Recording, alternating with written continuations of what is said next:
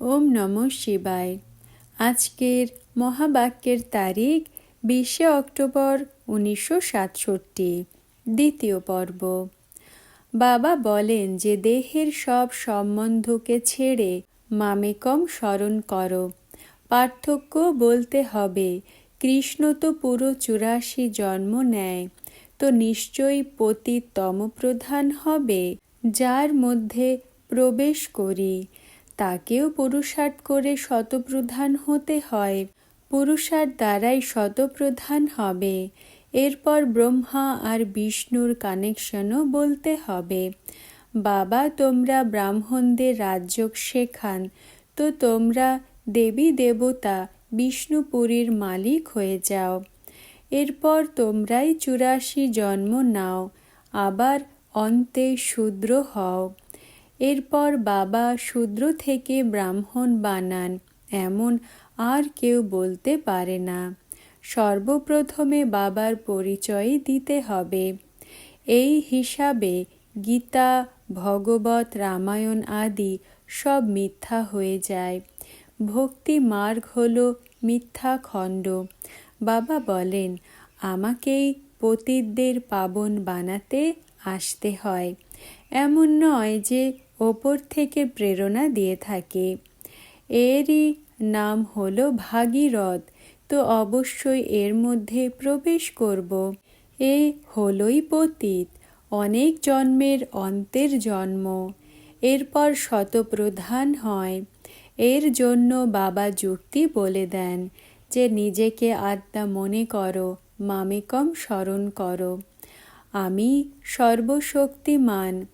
আমাকে স্মরণ করলে তোমাদের মধ্যে শক্তি এসে যাবে, তোমরা বিশ্বের মালিক হবে। এই লক্ষ্মী নারায়ণকেও বর্ষা এক নিরাকার বাবার থেকেই মেলে। কি করে মেলে তা বোঝানো হয়। প্রদর্শনী, মিউজিয়াম আদিতেও তোমরা বলে দাও যে প্রথমে একটা কথা বোঝো, এরপর অন্য কথাতে যাওয়া হবে। এটা অনেক জরুরি বোঝানো, না হলে তো দুঃখ থেকে ছাড়া পেতে পারবে না।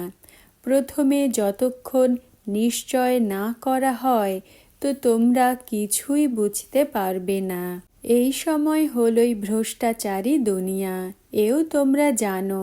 দেবী দেবতাদের শ্রেষ্ঠাচারী দুনিয়া ছিল, তারাই আবার 84 জন্ম নিয়ে ভ্রষ্টাচারী হয়।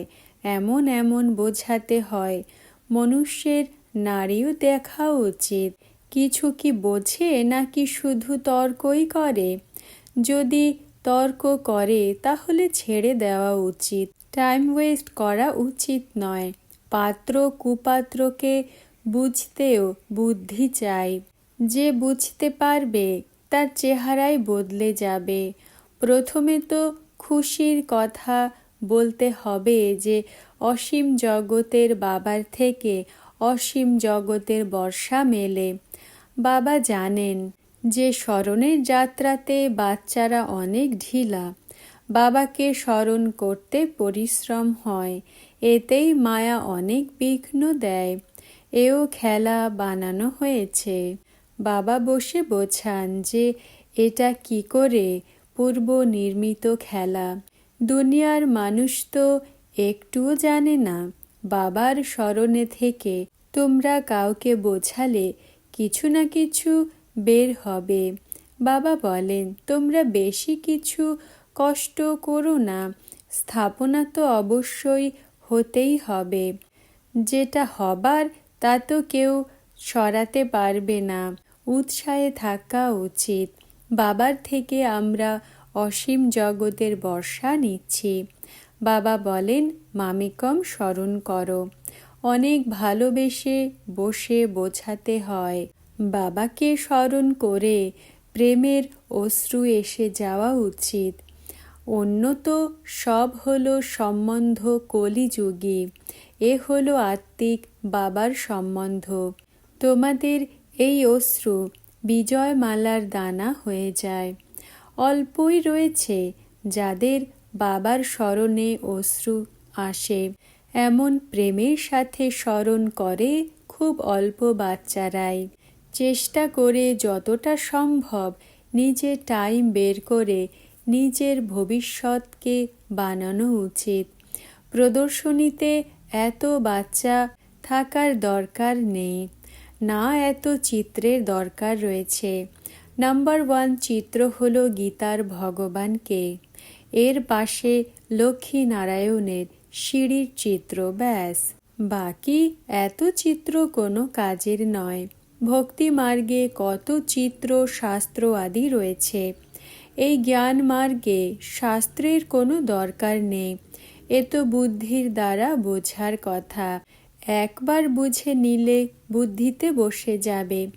যতটা সম্ভব স্মরণের যাত্রাকে বাড়াতে হয়।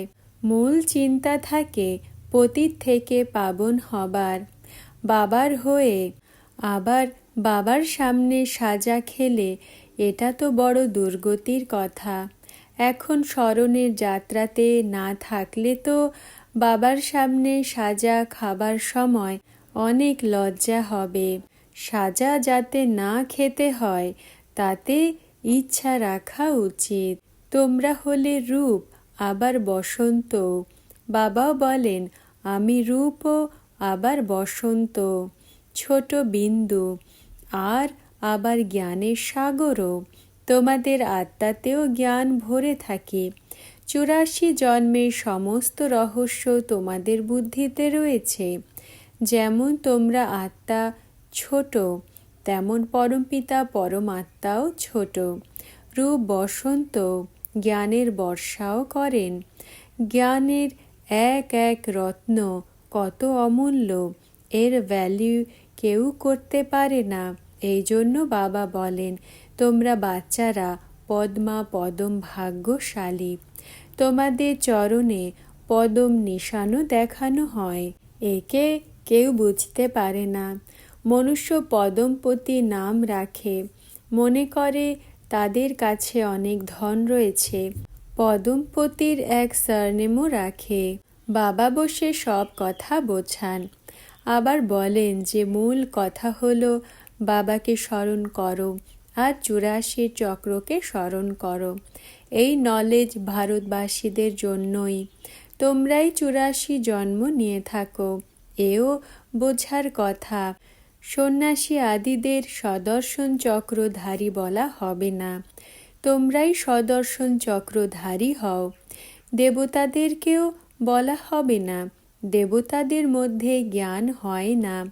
তোমরা বলবে আমাদের মধ্যে সমস্ত জ্ঞান রয়েছে, এই লক্ষ্মী নারায়ণের মধ্যেও নেই। তাহলে মনুষ্য শুনে বুঝতে পারবে। বাবা তো যথার্থ কথা বুঝিয়ে থাকেন। এই জ্ঞান বড়ই ওয়ান্ডারফুল। তোমরা কত গুপ্ত স্টুডেন্ট। তোমরা বলবে আমরা পাঠশালাতে যাই, ভগবান আমাদের পড়ান। এম অবজেক্ট কি? আমরা এই লক্ষ্মী নারায়ণ হব। বাবা আমাদের তমপ্রধান থেকে শতপ্রধান বানান। ধন দানও সবসময় পাত্রকে দেওয়া হয়। পাত্র তোমাদের কোথায় মিলবে? শিবের, লক্ষ্মী নারায়ণের, রাম সীতার মন্দিরে। সেখানে গিয়ে তোমরা তাদের সেবা করো। নিজের টাইম ওয়েস্ট করো না। গঙ্গা নদীতেও তোমরা গিয়ে এটা বোঝাও পতিত পাবনী এই গঙ্গা নাকি পরমপিতা পরমাত্মা। সর্বের সদ্গতি এই জল করবে নাকি অসীম জগতের বাবা করবেন? তোমরা এর ওপরে ভালোভাবে বোঝাতে পারো। যদিও গায়নও করে পতিত পাবন এসো, তবুও পাথর বুদ্ধি গঙ্গাতে স্নান করতে যায়। ওম। আচ্ছা, আজকের বরদান বিশ্ব পরিবর্তক ভব। ব্যাখ্যা: মহাবিনাশ আর বিশ্ব পরিবর্তন সংগঠনের এক সংকল্প ছাড়া সম্পন্ন হতে পারে না। এই জন্য এখন সংগঠিত রূপে নিরাকারী স্টেজ বানাও। সর্বকর্ম বন্ধন থেকে মুক্ত, কর্মাতীত অবস্থা, পৃথক আর প্রিয় ভাবের ব্যালেন্স সদা ঠিক রাখো। এই লাস্ট পুরুষার্থের দ্বারাই নিজের আর বিশ্বের সেবা ফাস্ট হবে। ওম নমঃ শিবায়।